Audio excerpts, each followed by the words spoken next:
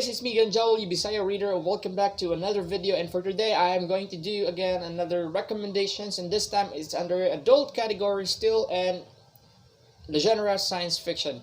I have been doing a lot of book recommendations videos. I started with the middle grade, then went to young adult contemporary, young adult science fiction fantasy, went to adult mystery thrillers, and now I am going to recommend to you guys books under the adult category and under the genre of science fiction.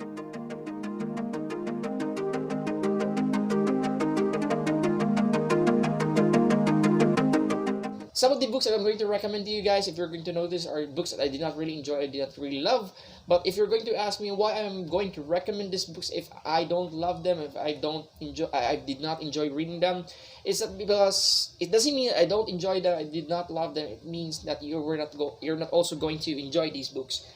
It means that these books, there's no such thing as a bad book. It means that these books are not really for me. They were not able to satisfy my expectations. I might hate it, I might not love it, but it doesn't mean that you're not going to enjoy it. We'll start with Recursion by Blake Crouch.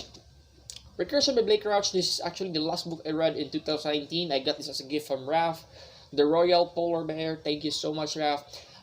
This is an adult science fiction book in which we're following our main character. He's a detective and he's investigating this so-called false memory syndrome, in which people who are infected by false memory syndrome are suffering from mental problems and eventually they try to commit suicide and die. What's really shocking about this false memory syndrome is that because if you're exposed to people who do have this disease, you'll eventually get infected, and then after a few days you'll also find yourself trying to to commit suicide. It's kind of dark and kind of depressing, and we're following the main characters as he try to investigate what's really happening here, where this false memory syndrome disease came from. Is it man-made, or there's really some conspiracies behind it? He's trying to save the lives of these people who are infected, and at the same time, while doing that in the process, he was able to discover that it's something big, that he didn't really expect. So yeah, if you're looking forward to a book or a adult science fiction books that do have a lot of conspiracies and a lot of thriller aspects to it, I highly suggest this one. The main reason why I did not like this book is because of the info dumping. Yeah, I know science fiction, Joel. There's a lot of info dumping. I do understand that, but my problem on this one is that because it was too much. I was expecting a lot of info dumping, but the info dumping of this one was too much, and it kind of affected my enjoyment on reading this book. I was not able to really follow it easily. The story was kind of very confusing and vague, and it really gave me a really hard time following the story because of the too much info dumping. The plots were cool. It was all over the place for me, and it needs some polishing, but at the end of the day, it was still a good read. If you're not into adult science fiction books that do have some too much info dumping, then you need to avoid this one. I was actually kind of confused if this is under the category adult or young adult, and this is going to be an absolutely remarkable thing by Hank Green. This is a debut novel. Hank Green is the brother of Jan Green. Of course, you guys know who Jan Green is. An absolutely remarkable thing is an adult science fiction, and this is the first of the series. I was actually surprised because I was expecting that this is going to be a standalone, but after reading the first book, I discovered that this is the first book of the series. I don't know how many books there will be in the series. We are following our main characters as they are actually young adult, and they're actually the first individual or human who discovered the Carls. Carls are actually basically, these are the contraptions that came out of nowhere, and they're just all over the earth. Our main character was able to locate or discover the first Carls in New York, and they tried to film it and tried to make a vlog of it, and then hours after it went viral and it changed their life. They became an instant celebrity, a big social media influencers, where they were tagged as the first human beings who got first contact with the Carls. What I did not like about this book, again, I did not like this book, is because I did not really expect this is going to be character driven. I was expecting if it's going to be a science fiction, there will be plots, and this one there's plots, but not much plot, and the plot was kind of weak. It's more of a character driven than the plot driven book. So if you are a character driven reader and you want to read a character driven science fiction, I highly suggest you need to check this one out. I can say that this is a character driven because we're following our main characters as we try to follow their lives after they discovered Carl's, how it affected them, how fame is, how fame changed them, changed their motivations, their decisions in life, how Carl really changed their relationships towards their families and friends. It was something that I did not really expect. But if you're into that, then I highly suggest you need to pick this one up. Aside from this, my issues for this book is because of the pacing. It kind of really started really slow at first, but things get better towards the end. This book I'm going to recommend to you guys is an adult science fiction. It's a post-apocalyptic. This is Feed by Mira Grant. Mira Grant is also known as Shannon McGuire, the author of Every Heart is a Doorway. This is the first book of the trilogy and the 2011 Hugo Award finalist. This is a zombie apocalypse. We're following our main characters in this world where there's zombies everywhere, and they are journalists. They're a brother and sister. They were hired by this governor because there's a upcoming election, and the governor needs a public relations officer to help him aid his campaign to win as governor again in the next term. And he hired our main characters to help him spread his platforms. What I do really love about this book is because this is not just a science fiction book, it's a satire, I think. If we're going to take away the zombie element from this book, it's actually a tackle of how the systems in our government are working, and there's a lot of conspiracies. It brings a lot of, even though it's a fiction, but it's again a satire, it attacks how incompetent the processes are, our government officials are.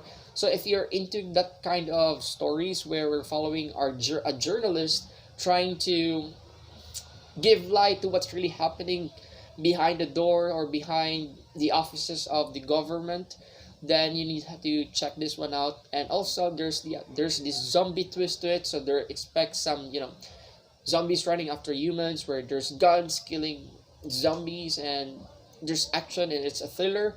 And of course the fear of not getting infected, being bitten by zombies, adds spice to the story. So again, if you are a reader looking for a science fiction book, post-apocalyptic zombie apocalypse with satire to the government and how shitty the government is, the social aspects the government, I highly suggest you need to read this one.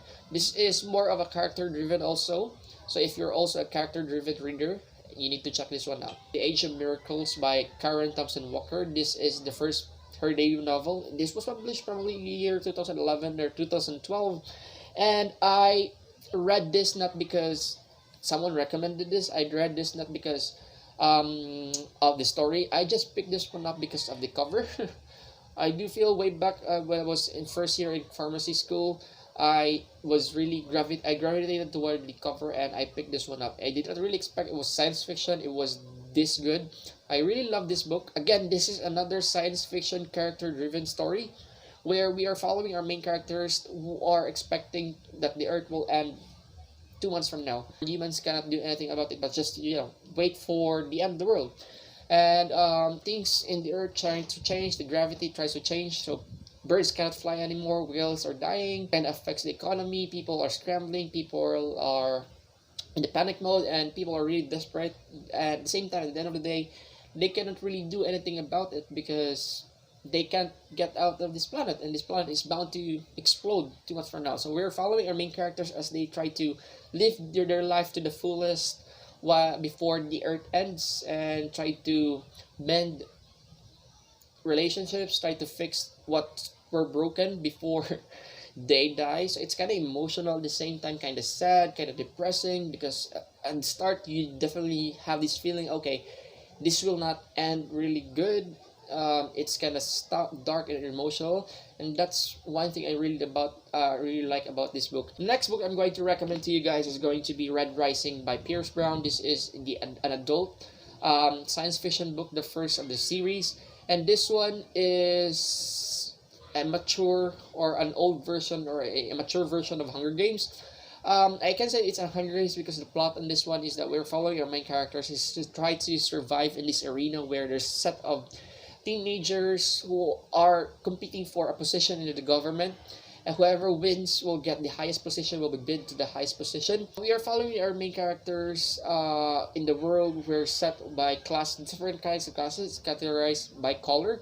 Red is basically the lowest of the hierarchy. They are considered a slave, and our main character is a red, and he disguised himself with the help of some of the friends and connections to be a gold. Gold is basically the top tier, and those who are joining the competitions to get the spot and the government and the army is basically the gold people. So in order for him to get there and infiltrate the system, he needs to disguise himself as a gold and play the game. It's bloody, and it's there's a lot of action. It's action packed, and something that it's a must read for everyone, because again it tackles the hierarchy, the social system, how unfair the social system is, in not just in this world, but we can actually relate it to what is really happening in this world, and in our society. Therefore, you need to check this one out.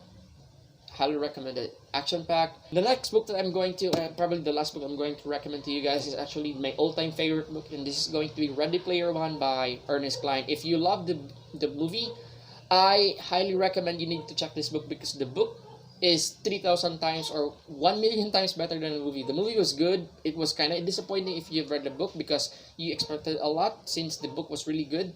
But I do understand why the filmmakers are only able to produce that kind of quality in the movie due to some limitations. But yeah, I still do enjoy it, but I highly suggest you need to check the book, because the book was phenomenal. We are following our main characters, Wade. He is also known as Parsival in the game named Oasis. Oasis is basically a virtual reality where, in this world, it's 2044. Earth is chaotic, and people are looking for a place to escape the real world, and they found Oasis. Oasis is a virtual reality where you can be anyone you want to be. You can be a famous rock star, you can be a celebrity, you can be an alien, whatever you want. Holiday died, and before he died, he released this video that he left a bounty to all the players in on the Oasis.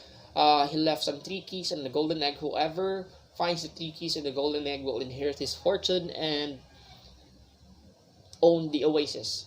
So everyone in the Oasis, everyone in this world was really desperate, or was really doing their best to look for the golden egg left by Holiday, because yeah, in this world you really want to be the owner of the Oasis, because if you're owner of the Oasis, if you inherit the fortune of Holiday, you're basically automatically the best or the most powerful human on Earth. So we are following a main character, Wade, and so-called Parsival on the story, or in the Oasis, and he was actually the first guy who discovered the first key, and the world was really shocked.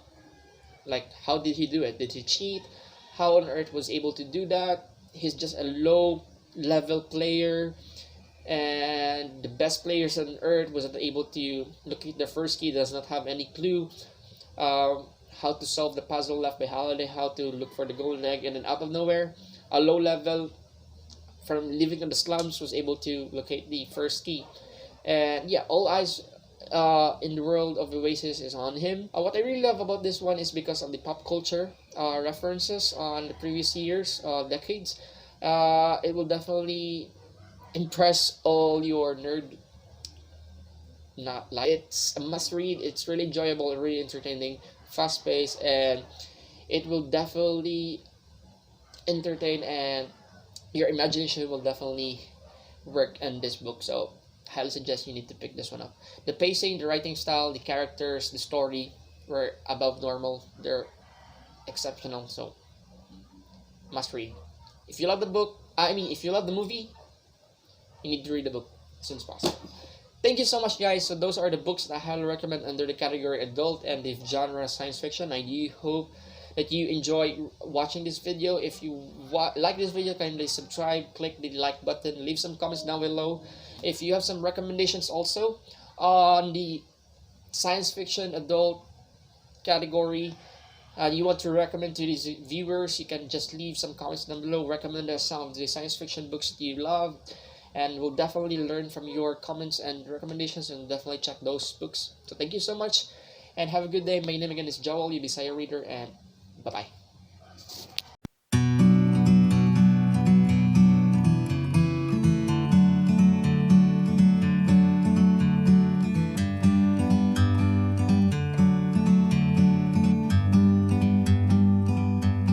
like a bird on a tree.